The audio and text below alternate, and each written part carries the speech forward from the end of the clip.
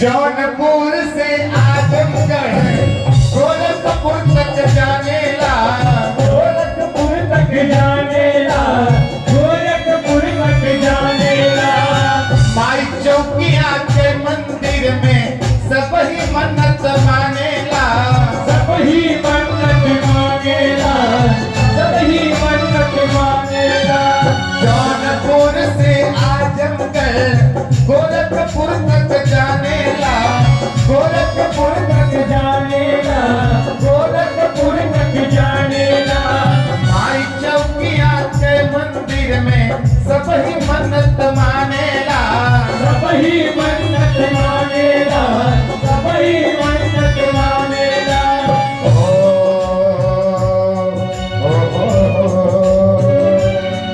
कोई मांगे विघ्न नशाद, कोई मांगे मांग पुराण, कहीं दुखिया आश बहावे, कोई मांगे गोद भरान।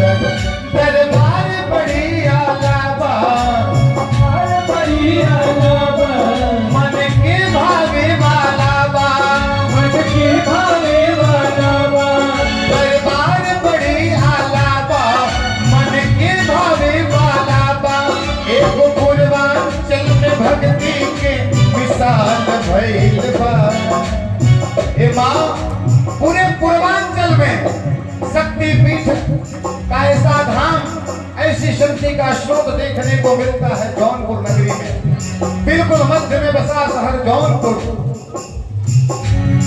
पूरे पूर्वांचल में भक्ति के विशाल भइल बा।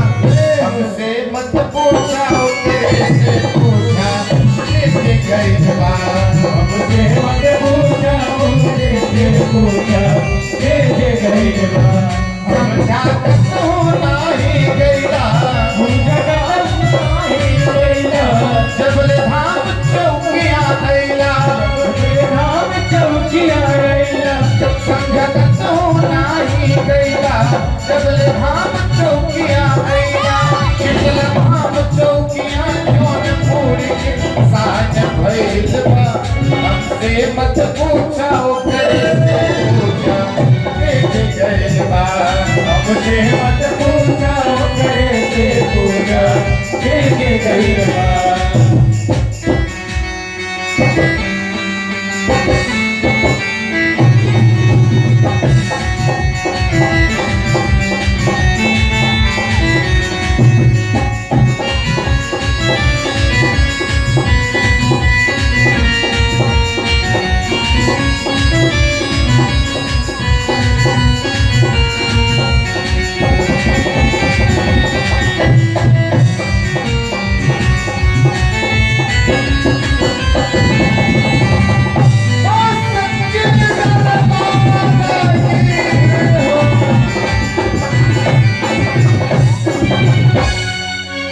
एको मैहर वाली मैया के बधाम निराला हो, ये बादाम निराला हो, ये बादाम निराला हो।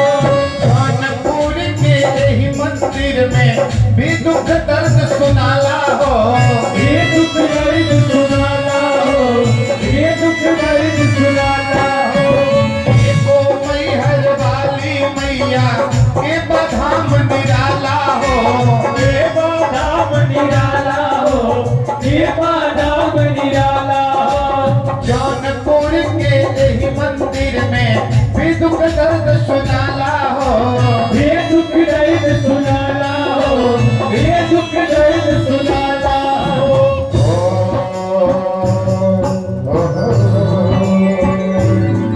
कोई मांगे मांग पुराण, कोई मांगे गोद भरान, कहीं दुखिया आश बहावे, कोई मांगे आश पुराण।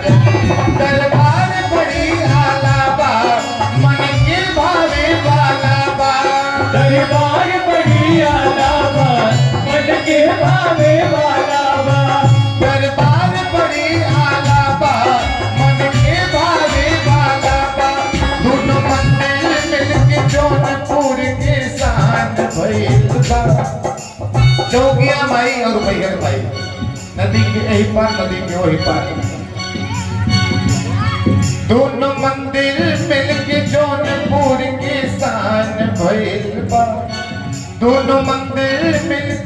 पंडित जी आखिरी लाइन चलत है, अभी तक पैसा ना निकलत तो